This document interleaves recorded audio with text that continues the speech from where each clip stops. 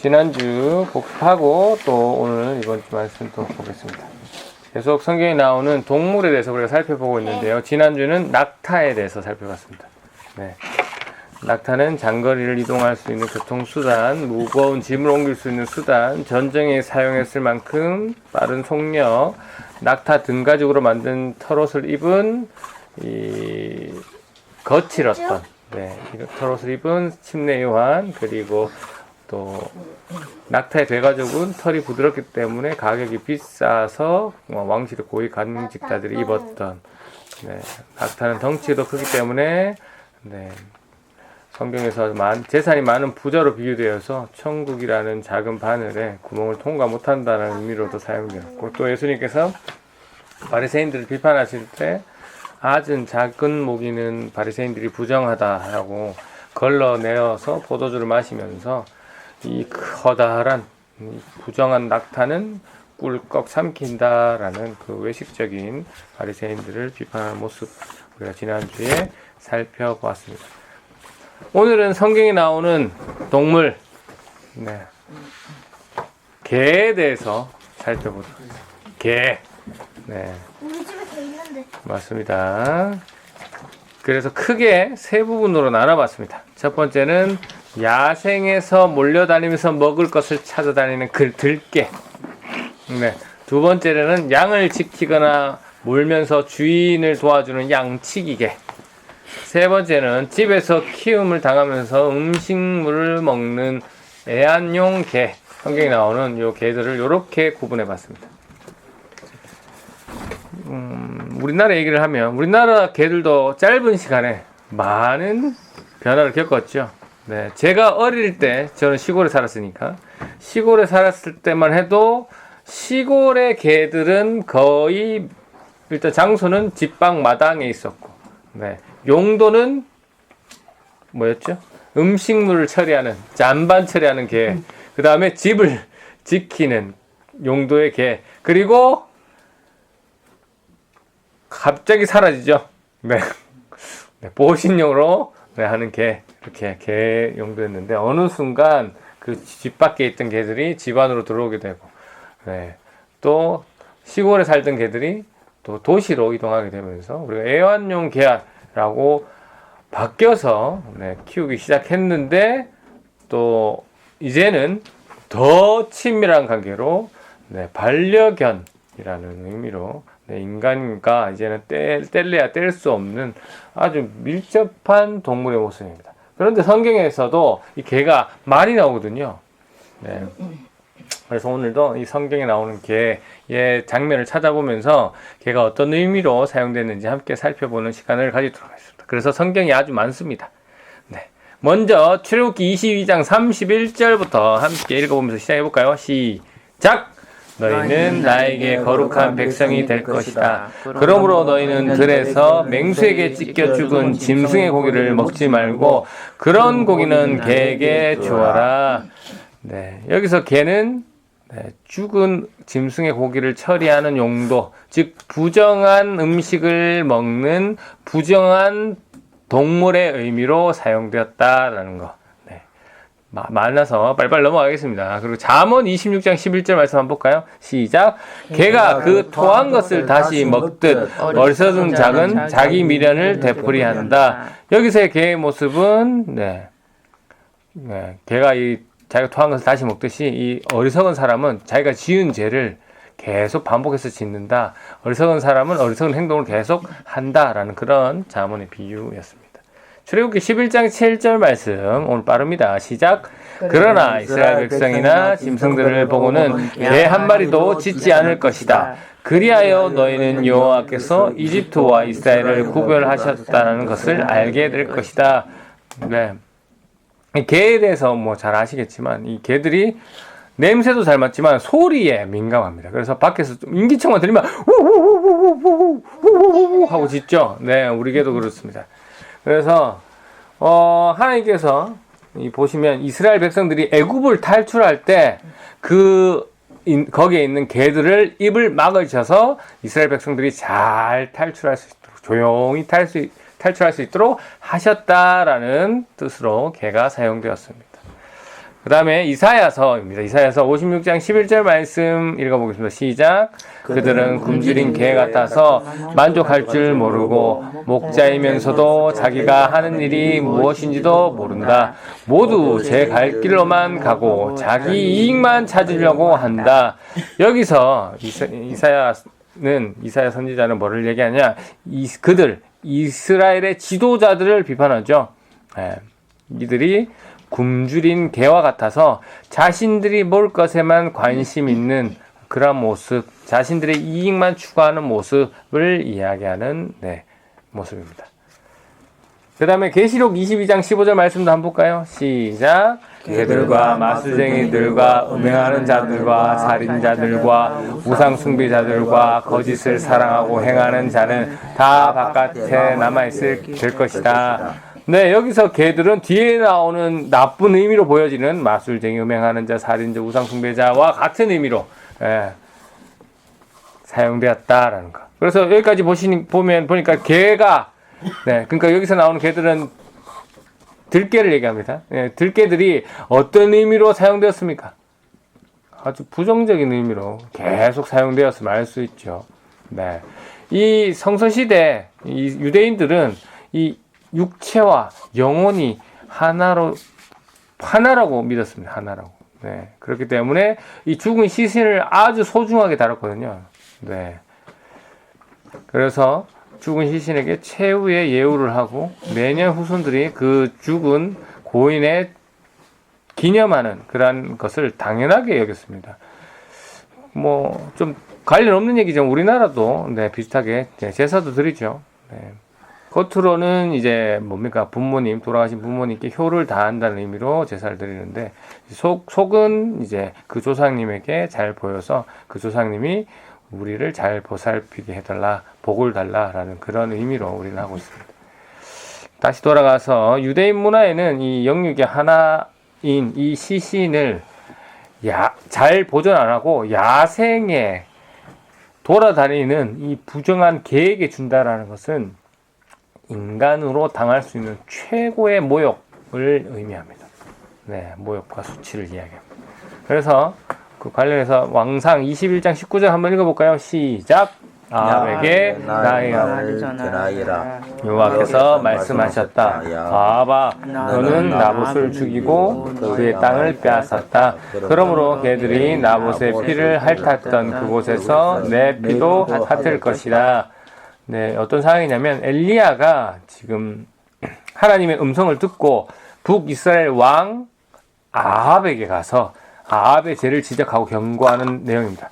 북이스라엘 왕들 하나같이 하나님을 대적했던 왕인데 특별히 이 아합은 더 나빴던 것입니다. 기억나시는지 모르겠습니다. 이 앞에 상황이 어떤 상황이냐면 아합이 나봇이란 자의 땅을 가지고 싶었는데 못 가지고 끙끙끙 앓고 있는데 그 알고 아름하는 모습을 누가 봅니까? 아내, 왕비죠. 이세벨이 보고 왜 그렇게 고민하냐고, 그냥 죽이고 그 땅을 뺏으라고 이렇게 얘기하고 아내 말대로 아합이 그렇게 행하죠. 그 행한 것을 하나님께서 아시고 엘리야를 통해서 지적하는 모습입니다. 그래서 나봇의 피를 핥았던 개들이 아합의 너의 피도 핥을 것이다 라고 이야기하는데요. 나봇처럼 너도 비참하게 죽을 것이다 라는 것을 이야기하고 있고요. 이어서 그것을 아합에게 시킨 이세벨에게도 엘리야가 이야기합니다. 23절 한번 읽어볼까요? 그 다음 말씀 시작. 여호와께서 에게도 말씀하시소. 개들이 이스라엘 성에서 이세벨의 시체를 먹을 것이요. 당시 유대인들이 생각하는 가장 모욕적인 죽음, 개들에게 시신을 먹게 하는 것. 그만큼 이세벨이 악독한 죄를 저질렀고 그런 죽음을 당하게 될 것이다라고. 그리고 개를 이렇게 이제 그간 나쁜 의미로 둔 게 더 있습니다. 마태복음 7장 6절 읽어볼까요? 시작. 거룩한 것을 개에게 주지 마라. 진주를 돼지 앞에 던지지 마라. 개나 돼지는 그것을 짓밟고 뒤돌아서서 너희를 물어볼 것이다. 여기서 거룩은 복음, 진리를 이야기하는데요. 돼지가 자신의 먹는 것에만 관심이 있기 때문에 그 거룩한 것을 알아보지 못하고 그 거룩한 진리를 알아보지 못하고 그저 짓밟는다. 그래서 심지어 돌아서서 공격도 한다. 그래서 여기서 개는 진리를 모르는 어리석은 동물로 표현되었습니다. 또 재미있는 구절 우리가 잘 아는 골리앗 다윗 얘기인데요. 사무엘상 17장 42절 43절 두 절 이어서 한번 읽어볼까요? 시작. 골리앗은 다윗을 바라보았습니다. 골리앗은 다윗이 살결에 불구슬에 잘생긴 어린아이라는 것을 알았습니다. 골리앗은 불쾌한 표정으로 다윗을 내려보았습니다. 골리앗이 다윗에게 말했습니다. 막대기를 가지고 오다니 너는 내가 개인 줄 아느냐? 골리앗은 자기 신들의 이름을 들먹이며 다윗을 저주하였습니다. 골리앗이 지금 전투하러 나갔는데 지금 대표로 전투하러 나왔는데 상대 쪽에 나온 어린아이라고 했지만 젊은 청년이죠. 어린아이를 모습하고 있는 다윗이 나오는 것만 해도 불편한데, 이 꼬맹이가 나오는 것도 불편한데, 그 어린아이와 같은 녀석이 손에 칼이 아닌 막대기를 가지고 오니, 내가 개냐? 막대기를 쫓으려고 왔느냐라고 하면서 다윗을 저주하는 그러한 장면입니다. 여기서 알 수 있는 것은, 당시 들깨들을 쫓을 때 막대기를 쫓았구나라는 것도 알 수 있고, 그 막대기를 다윗의 손에 들게 함으로써 정말 크고 힘 좋은 전문 싸움꾼인 이 골리앗을 그저 부정한 개에 취급하는 그런 비유의 모습이 표현되고 있음을 그리고 다윗이 칼이 아닌 막대기를 들고 있을 개를 쫓아내는 쓰는 그냥 단순한 막대기 그게 나중에 끈이 끝에 있어서 물맷돌 돌리지만 그것은 그저 정말 그 골리앗을 개 취급하는 다윗의 큰 하나님을 그만큼 의지하는 큰 믿음도 전적으로 믿고 있음을 이렇게 보여주는 그런 장치로 사용된 모습입니다. 그래서 여기서 계속 이제 여기까지 들깨 밖에서 야생으로 사용된 그런 개들의 모습을 봤는데요. 이 개들이 이제 야생에 떠돌면서 무리를 지으면서 위협적인 모습, 먹을 것만 찾아서 헤매는 그런 모습, 부정한 것이든 정한 것이든 상관없이 막 주기만 하면 혈안되어서 먹는 것에만 관심 있는 개의 모습입니다. 지금 우리가 키우는 개들도 사실 먹는 거에만 관심이 많죠. 더. 자, 그 성경에는 이런 개만 있는 것이 아닙니다. 양떼를 지키는 개도 있다라고 말씀드렸죠. 관련해서 욥기서 30장 1절 말씀 한번 읽어볼까요? 시작.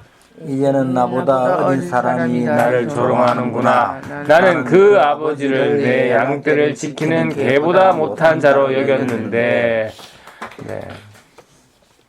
여기서 보면 이제 욥이 재산도 잃어버리죠, 가족도 잃어버리죠, 건강을 잃어버리죠. 이 모든 것을 잃어버린 욥에게 친구들이 찾아와서 하나님의 이름으로 막 지적을 합니다. 네가 잘못한 게 있겠지. 근데 이제 그 잘못한 얘기를 듣고 욥은 억울하죠. 자기가 잘못한 게 없으니까. 그래서 그 억울함을 이런 식으로 표현합니다.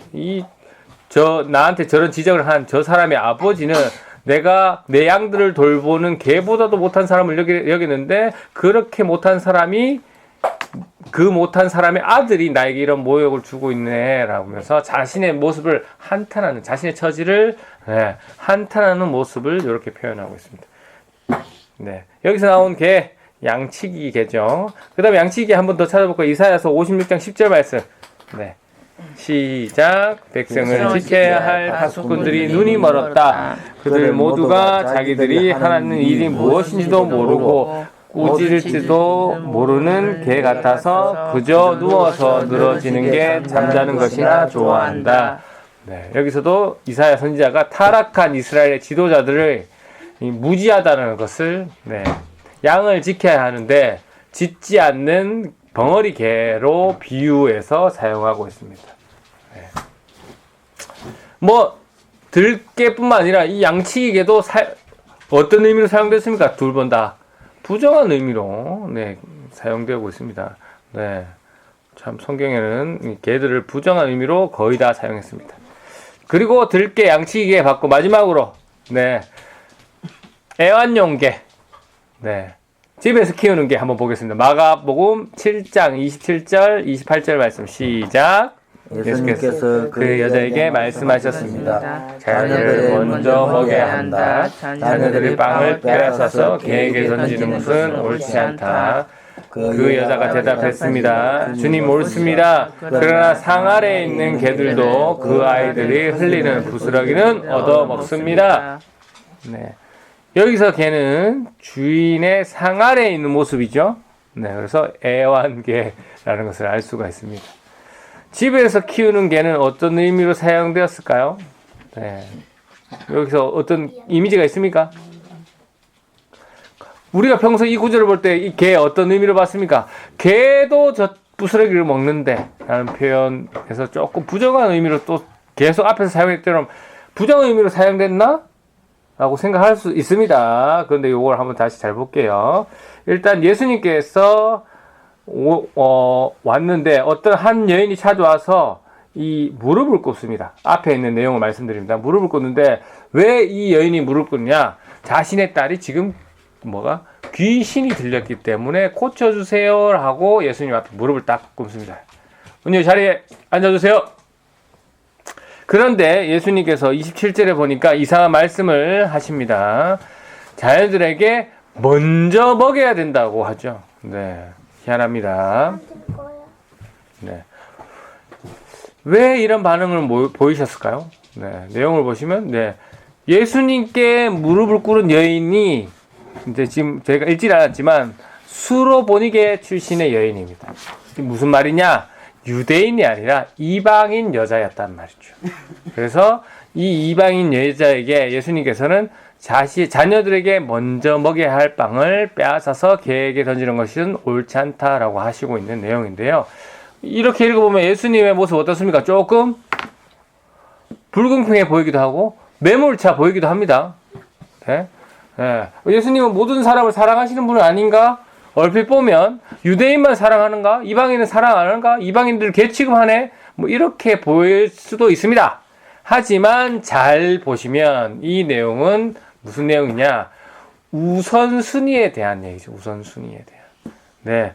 예수님께서 이스라엘 자손들을 먼저 먹이고 남은 것을 이방인에게 주는 것은 몰라도 이스라엘 자손에게 먼저 먹여야 할 것을 빼앗아서 이방인에게 주는 것은 옳지 않다라는 말을 하시고 계시는 거죠. 네.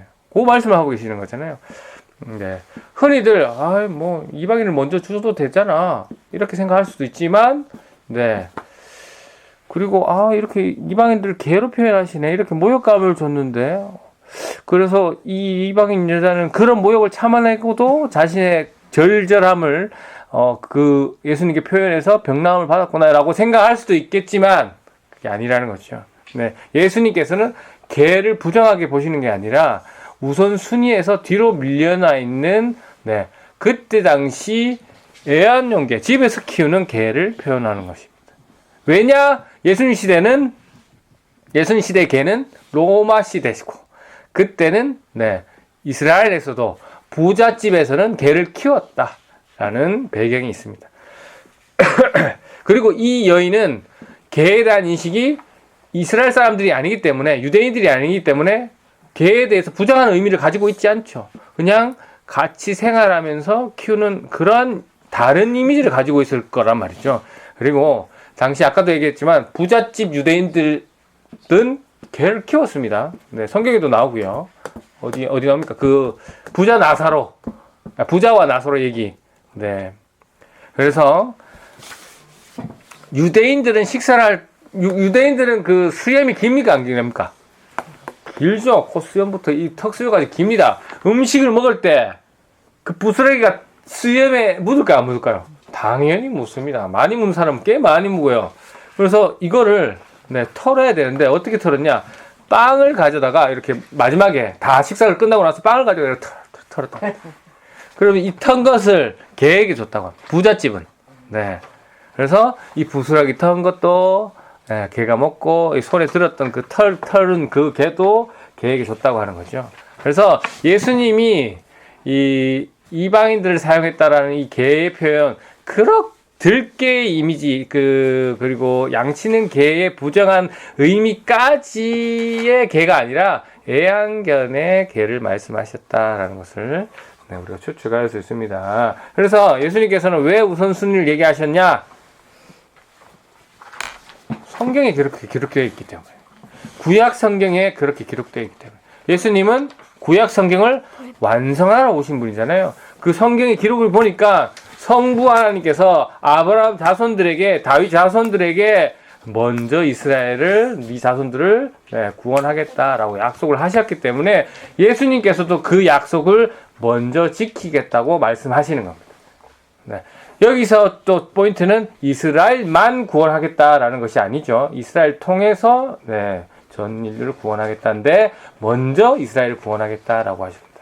이것을 염두해 주시고 다시 한번 방금 그 성경 구절을 읽어보면 자녀들이 먼저 먹어야 할 빵을 빼서 개에게 던지는 것은 옳지 않다라고 말씀하신 것은 자녀들이 먹고 나면 개도 먹을 수 있다라는 우선순위에서 그렇게 예수님이 표현하고 있습니다.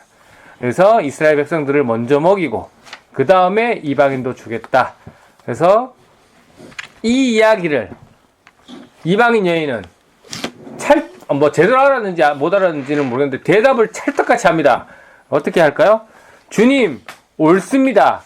그러나 상 아래에 있는 개들도 그 아이들이 흘리는 부스러기는 얻어먹습니다. 여기서 쭉 여러 번 읽어봤는데요. 그러나 때문에 예수님의 말씀에 대해서 반박하는 것처럼 느낍니다. 제가 보기에는.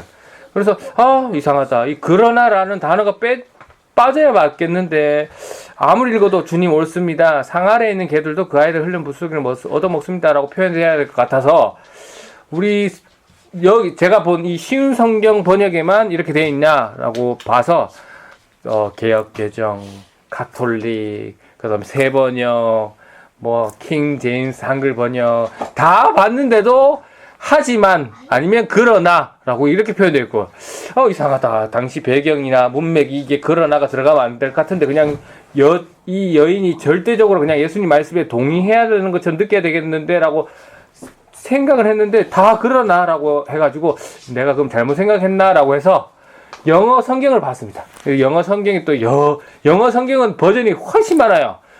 100개가 넘습니다. 근데 그 대표적인 성경을 봤더니만 반은 그러나가 들어가 있고 반은 또 그러나가 안 들어가 있습니다.